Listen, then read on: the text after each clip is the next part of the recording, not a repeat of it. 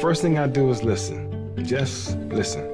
You never know what type of call is coming across the line. But every time we open that door, it's a different scene, it's a different story. That's what you do day in and day out that makes a difference. Everything we do has an effect. We're all more connected than we think. So when a mom calls at 3 a.m., I understand. One habit at a time, you start adding small goals. You start with brand new babies, and you get to walk them through their life with them. I kind of see how delicate life is, basically. I say as a mom myself, talk to me. I'm a very good listener. I'm a father and a grandfather. I teach people how to feel better. You've never seen my face, but I'm always there. I love being a pediatrician. I couldn't be anything else. If you don't care about people, you couldn't do this job. If you don't care about people, you couldn't do this job. Sounds real good, doesn't it? Only problem is, Anthem Blue Cross really doesn't mean what they say. Ask James and Gloria Linn. Here's what I think about Blue Cross and why.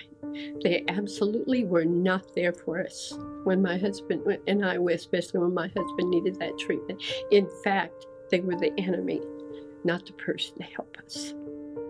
And angry? Yes. I've never seen such a hypocritical company in all my life. They sell one thing, but totally when they're marketing, they do not do at all what they say. I know, we've lived it.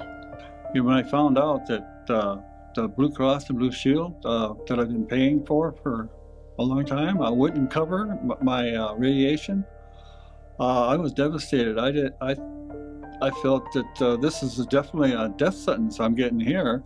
I truly do believe that the insurance companies here, especially in the state of Minnesota, Blue Cross, like Blue Shield that we have in Minnesota, they absolutely should have to honor what they sell in their contracts that they sell to people.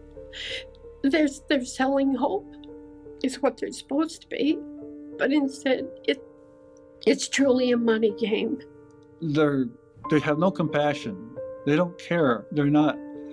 They say they care, but they don't care. They give you no hope. They say they do, but they don't. I knew I was going to fight for them until I die, and I knew that somebody had to pay for it.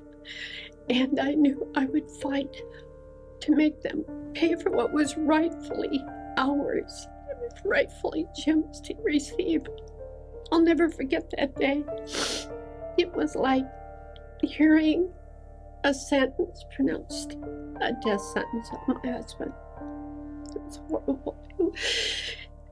It was horrible. In this insider-exclusive Justice in America Network TV special, our news team goes behind the headlines to meet on location in Oakdale, Minnesota with Michael and Brandon Schwartz at the Schwartz Law Firm and their clients, James and Gloria Linn, to expose how they had to sue Blue Cross Blue Shield of Minnesota to enforce their own health insurance policy in this new Justice in America Network TV special, Blue Cross Blue Shield, Profits Over People, James and Gloria Linn's Nightmare Story. This is the Insider Exclusive.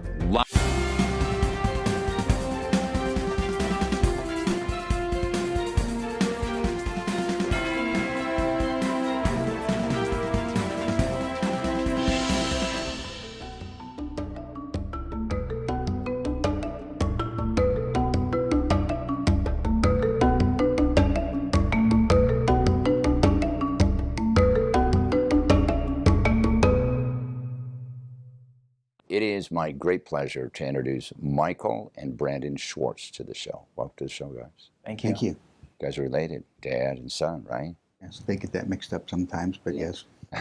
Twins, right? Tell our audience a little bit about your law firm.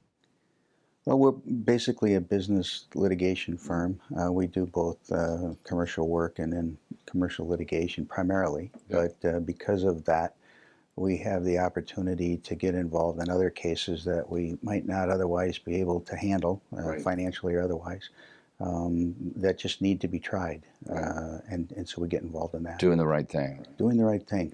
And today we are here to talk about one of those cases. Would you tell our audience a little bit about the case? Yeah, we're here to talk about James and Gloria Linn. They're very nice couple that were actually referred by my mom, and we've represented them for about the past 4 years. James was diagnosed with chondrosarcoma, which is a form of cancer, and we got involved right around the point in which they were dealing with the appeal process, trying to get specific insurance coverage for proton beam radiation therapy. Right. So our audience is aware they had health insurance, and they had it through Blue Cross Blue Shield of Minnesota, correct? Correct, and a little different than how most people have insurance through their employers. Gloria is self-employed. She has her own business. So this was a policy that they had actually gone out and bought themselves for medically necessary treatment. And as most people sometimes find out, the insurance company doesn't cover the claim that you want them to cover. And in James' case, he had a operation that really needed to be done. Tell us what happened there.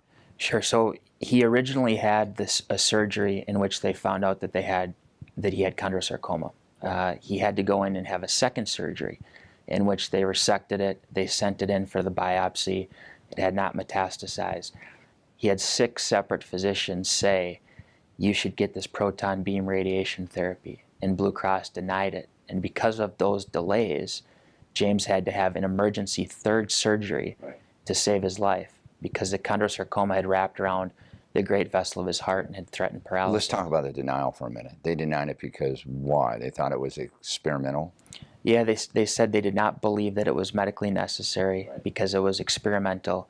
And they also had a separate policy. They have the insurance contract, and they have a separate policy that was dedicated specifically to when proton beam radiation therapy is necessary. And it's a new form of cancer treatment, still developing, still a lot of literature and research being done on it, but they said, no, we don't believe it's necessary here. He can just do the regular photon treatment. And this is despite the fact that 6 physicians are saying, that's not true. He needs this surgery now, right? They denied it. They denied it because it was expensive. Yeah. Well, that's what it always comes down to, money, right? You bet. So in cases where you have a denial, and that's what this case is further on, they went to an outside agency, right? Kind of a mediator. Tell us about that. First they did it internally, and they denied it again. Which, well, that's like the fox asking the rest of the fox, did you eat any chickens last night, right? Exactly. Okay. And then there's an outside group. Is that required to go to an outside group? It is under Minnesota law, yes. Okay. And then that outside group's decision is binding on Blue Cross Blue Shield. It's not binding on the patient. Right. And they came back and they said, this is not experimental. You should pay for it, right? It is medically necessary. So eventually they ended up paying for it, but this case is also about the fact that had James not had the surgery when he had it, he would have been dead probably, right? Correct. And in order to have the surgery, he had to have money to pay for it, right? Correct. And where do you get that money?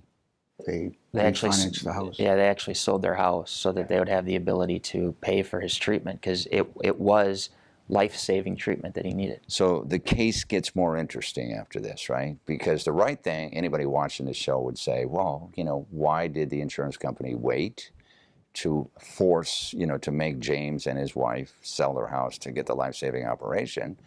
What goes on after here? So the external review committee actually approves the treatment. Yes. He gets it, and he's totally cancer-free. But because of the delay, he had to have that 3rd surgery, which has caused him significant, still ongoing issues. Mm-hmm. And we brought a claim for breach of contract against Blue Cross for refusing to provide it when it was originally requested. Yeah, and that wound its way all the way up into the Minnesota State Supreme Court, right? Correct. And tell us what happened there. Well, it started in the district court, and the district court ruled against us. Yeah. We then took it to the Minnesota Court of Appeals, which is the interim court. And a unanimous decision in our favor, the Court of Appeals reversed. And they reversed, saying that Blue Cross should have covered it when they did, when they denied it. Correct. Okay. And that there was liability for that. Blue Cross Blue Shield then appealed it to the state Supreme Court, and ironically, the state Supreme Court reversed the appellate court unanimously. Yeah. Underscores the importance. Were there some judges that recused themselves? There were 2 judges. How many judges on the Minnesota State Supreme Court? 7. And 2 out of the 7 recused themselves. Correct. Because? They didn't list a reason. Okay. Generally, it's because they maybe have a financial relationship or something like that, right? So they reversed it unanimously. Unanimously. Saying what exactly? Same law, same arguments, same facts. Yeah. One court finds unanimously in our favor. The other court finds unanimously against us. What would have been the ideal outcome with the state's highest court? So what we had said is that it's a breach when you originally deny it, and an insured should not have to go through all of these appeals before they finally get treatment, in which contractually Blue Cross was required to pay for. So what we argued was that the insurance company should be held liable for that delay and for that breach. And to hold otherwise, you're putting the insured in a position that the insurance company is just going to deny it and put the onus on you to go through that internal appeal process, that external appeal process, before you get what you've already contracted for. Right. And the onus being the financial burden and the fact that you could be dead. Correct. If you didn't get the treatment as that. So you were actually seeking kind of a decision where he would be compensated for his pain and suffering and compensation for the fact that he sold his house. And protection for other policyholders down the road, where Blue Cross Blue Shield gets the green light with no penalties for having done what they did. I remember reading the decision, and I think the Minnesota State Supreme Court said that the time when the clock started ticking, when they should have paid for this, when the outside agency ruled against them, right? Yes. As opposed to what you're saying, they should have ruled, he should have got the treatment when they denied it, right? Correct. When he first needed it. Yeah, when he needed it. Better word, yes. And most interestingly, all of Minnesota's HMOs wrote an amicus brief against us, saying that no, to have liability for an insurance company for denying medically necessary treatment would be wrong and would increase the cost, when we actually think that it would make sure that people are getting what they contract. Yeah, so in essence, it's a message to all healthcare companies in the state of Minnesota. Go ahead and deny claims. Exactly. People can pass away before their claim gets decided. The case is over with. So what are we going to do about that? That's why we're doing this show, right? Well, a couple things I think are important. One is to get a legislative change to make it clear that you need to provide medically necessary coverage when it's necessary. Sure. And secondly is the importance of judges. I mean, a unanimous court says you win, another unanimous court says you lose. It underscores the importance of the appointment of judges, the election of judges. What's that tell you about judges? Well, you got to have the right ones in your case. Well, they're politically influenced. Some are, yes. Some are. Many are, unfortunately. It's not an independent. They're not independent as they should. It is not. And Blue Cross Blue Shield has $1 billion in cash resources. Well, fortunately, we have James and Gloria with us today. We're going to bring them on the show right now.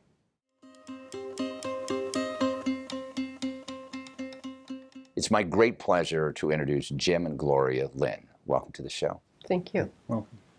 You've gone to hell and back, haven't you? Exactly. When I first read this case and I saw, my God, you needed the surgery, Blue Cross denied it. We've done other cases like this where they classify it as experimental because they know they don't want to pay. It's expensive, right? Gloria, tell our audience, when Jim first was diagnosed with cancer and he needed surgery, you had an insurance company that you thought you could depend on, Blue Cross Blue Shield of Minnesota, right? And you filed a claim. He needed the surgery. They denied it. Well, what happened was they did pay for the surgery, but they denied the aftercare treatment. Is what it was. And they denied his proton beam radiation therapy that he needed. Well, how did that make you feel? Terribly angry. Because why? Well, you have a contract. You pay for the coverage that they owe you, and you think, well, they're going to help save someone's life. And it's a very devastating situation when you learn. Tell us as your lawyers mentioned, tell us what you had to go through when you were contacting the insurance company? You would call them up. What would happen? I would call them up. They would pass me around to different customer service representatives. Yeah. And then you'd end up maybe 10 later back to the same one again, asking, for help for your husband, because you knew that he basically, if he didn't get that radiation that he needed, well, for sure they're probably going to die, But many times when you called, they put you on hold? Oh, they put you on hold for probably sometimes 15, 20 minutes or longer. Right. Would they answer your letters? Well, the letters, they did finally answer because by law they had to finally answer the letters. With the generic response? Exactly. Yeah. Exactly. Now, Jim, you're watching your wife trying to get this insurance, try to get this treatment covered, and they are just seemingly and actually just giving you the runaround. But you're worried about your health, right? Yes, very much so. Well, what was going through your mind? Well, a lot of things were going through my mind. That's what all this trouble that she had to go through. Yeah. And also that, I needed this radiation in order to survive, and that was... You knew that if you didn't get this treatment, you'd die. Right. Your doctors told you that. 6 doctors told you that, right? Correct. Exactly. Yes, Right? they did. 6 doctors. So tell our audience a little of the conversations that you both had. You had to say, we have to do something, right? We have to do. What did you do? Well, what I did first is, after contacting the insurance company many times, and the refusal, and even when Jim went down for the evaluation with Dr. Hartzell down at the Proton Beam Radiation Therapy Center down in Warrenville, Chicago, and he was even surprised that he was denied the proton beam radiation therapy because of where the tumor was located, and he said there shouldn't be a problem at all getting this covered. Yeah. And when we received that denial for that coverage, it was devastating. I'll never forget that, because I knew if he did not get that proton beam radiation therapy, he was dead. He could not sustain another surgery. So here you were faced with this decision. You needed to get the treatment. The insurance company wasn't going to pay for it. You had to make a decision. What did you decide? I sold our home. How long had you lived in that home? About 18 years. And sold the home because I knew there was enough equity in our home to pay for his treatment, or at least get it well down the road, and because he had to have that treatment. And because of everything we've been through and all the devastating things we've been through, I knew I was going to fight until the day I died to get what was rightfully ours. They were going to honor that treatment and give him, the coverage. So we enrolled Jim down in the Proton Beam Radiation Therapy Center, and started his therapy, and I just kept fighting. When I brought him down there, I said, honey, your job is to get well. My job is to fight to get the coverage paid for, and that's what we did. How much was the treatment, by the way? Oh, I don't know, it was over $150,000 altogether, or better. Now, when you sold your home, that was your life, 18 years. Those are your neighbors, your friends. That's right. That's right. Your way of life, your everything. Not only just selling your house, your way of life. And then not only that, but knowing you're probably going to lose your husband too, And so, and plus running a business to support ourselves, that really took a hit at that point in time, because that comes first. Yeah. So then it was, and the fight was on. Yeah. Yeah. How are you today? I'm doing good through the day, but at night around 6 o'clock I start getting really sore and I have to lay down. Okay. Do you need any more surgeries after this? now. Yeah, you're cancer-free, right? Oh, I'm good. You're cancer-free, Yep, right? he just finished. He just had his yearly scan done. He's down to 1 year now, and everything looks wonderful. There is no tumors. The fusions are all sitting well, and it'll be 4 years now in December. Okay, so now talk a little bit about the fight wasn't over. Right. You wanted the insurance company to pay. You better believe it. They owed us. What did you do? Well, I've never had to go through anything like that before, so I thought, okay, the first thing I'm going to do is contact the Attorney General for the state of Minnesota. Yeah. Well, that was useless. You know, there was really no help there. They didn't respond? No, they didn't. Well, they responded, but it was generic. Yeah. So I thought, okay, who approves the insurance company's right to sell insurance in the state of Minnesota? The insurance commissioner. Yes, and the Department of Commerce. They were useless. No, I went there and I told them my story.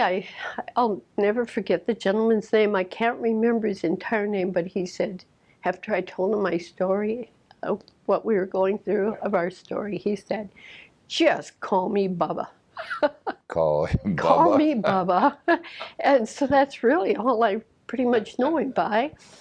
And he said, I want you to get your husband in treatment. He said, he's already in treatment. I said, I have him there. He said, how are you paying for it? I said, sold her home. And he said, get all the appeals to me, he said, and we will start there. And so after I knew it was contact the insurance company was useless because I found out they have to deny you 3 times. Now you have the right to go to an outside party. And through the Minnesota Department of Commerce, and I submitted the appeal. And after, what was it, in April, you were put into treatment in March, and in April, he finished his treatment. And about 2 days or 3 days before I went down to get him, we did get the letter back from the appeals commission that they had to pay for his treatment. Right. I'll never forget that day. Walked to the mailbox. As your lawyers stated earlier, the case went on to the Minnesota State Supreme Court because you suffered a lot. You lost your home. You wanted to be paid for that. Injustice. Exactly. Right? Yep. So when the decision came down from the Minnesota State Supreme Court, what were your thoughts then? Anger. You can swear if you like. I'll try not to. I thought, how in the world could they do this? Because all the injustices we went through, I mean, the pain. If you would not have had to have that 3rd surgery, he would not suffer the pain he suffers today, you know? Yeah. And so at that point in time, Steve, I was just so angry. Yeah. I can't even express it. What has this whole experience taught you about justice in America? It's dead. Okay. You know, people like us, or like a lot of people, there is just so many injustices. But you have to fight. You have to fight those injustices. Right. Yeah. They want you to lay down and just die. Exactly. Yeah. Well, I'm glad you're healthy today. Yes. Getting better. You are one hell of a fighter, Gloria. I'll fight till I die for what's right.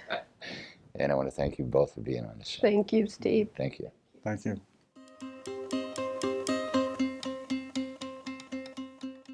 Let's talk about insurance companies and some of the tactics that they use to delay and sometimes deny your payments. We've all seen the movie The Rainmaker, right? John Grisham novel, and it could be the story of a lot of insurance companies. When you file a claim, they'll find a reason not to pay it, right? What are some of the tactics they use? So some of the tactics that are used generally, but were also used here, is every time that Gloria, who was Jim's biggest advocate during this internal appeal process, would call, they would place her on hold for long periods of time. We have messages, the recordings, because every time you call in, they record it, where there would be 20, 30 minutes of just silence with Gloria waiting on the line. There would be other times in which they would just hang up on her. The appeal process, the internal appeal process. What about letters? She wrote letters. Did they answer? She wrote letters. They would just send back a generic denial. Same thing, no specificity as to Jim's case. They also have a peer-to-peer review process in which the insured's physician can call up Blue Cross's internal physician and say, physician to physician, let's talk about this case. And here, it was actually closed in error. There's a record from Blue Cross saying closed in error, which happens, generally speaking, also as a way to hopefully the insured and their physician just get frustrated and give up and don't try and fight this process. I think it's pretty well documented that about 60% of the people who file a claim that are denied eventually give up. Sure. And the insurance companies know that. They're vulnerable, they're scared, they don't know what to do. Yeah, what they're really saying is, look, we have the money, you don't, you need us, we're going to fight you, we're going to delay it, and we know you're going to give up finally. Well, and it's hard to think of a different contractual relationship in which you agree to buy something, but you don't get the contract until after you've done it. And here, in an insurance contract, it's a 100-page contract, which most people don't know, don't read, don't look at, they throw it in a drawer. And so they are not well-versed in how to navigate that appeal process. Right. You made some suggestions, change the legislative process, get some new laws on the books. What do you recommend specifically? And as a result of this case, are you doing anything with some of the legislators that you know, or groups that you know, to try to advocate for positive change? We're putting together a program because it's going to need to be meaningful. Blue Cross Blue Shield is well funded and they're well lobbied, so it needs to be a solid program. But there has to be some consequences. And the way the statute was interpreted by the Supreme Court anyway, and the way the legislation is now, they get a free pass at the end of this process. And that is, okay, we've paid your claim. Now, it's late. You've suffered financially. You've suffered physically. You've suffered mentally. As long as we can pay it at the end, no harm, no foul is kind of what they're claiming. That's what needs to change. Yeah, it's almost like an ERISA claim. I don't know whether you've handled those cases before, where insurance companies know they can deny something. It'll take 6-7 years to finally come around to, oh, we got to pay it. No punitive damages. And in the interim period of time, what I look at and what we cover is collateral damage. Like in this case, they sold their house. I don't know how long they owned it, but it was their homestead, okay? It was their life. In other cases, like ERISA claims, sometimes no money coming in, divorce, bankruptcy, and meanwhile, 6 years down the road, they get the money. Well, and not just the financial part, but because of that third surgery that Jim would not have needed otherwise, he's not as active as he wants to be. He's not as physically able as he wanted to be or once was. And that's the collateral damage that the Blue Cross should have to have paid for. Right. Any parting words for our audience? I think, this case should be told because it impacts everybody that has insurance. Everybody, especially in the state of Minnesota. State of Minnesota and everywhere is, because almost all insurance contracts have this same provision of internal, external, but it shouldn't be that, if you provide it at the end, you're off the hook. There should be compensation to those people who suffer because of the delays. Parting words I would give is don't give up. If you're right, fight. Yeah, well, thank God you guys didn't give up, and you had the wherewithal to do that. I'm very privileged to be here with you today. Thank you. Thank you very much. Thank you for being on the show. Thank you. Thanks for joining us. You can get more information about our guest and the issues at insiderexclusive.com.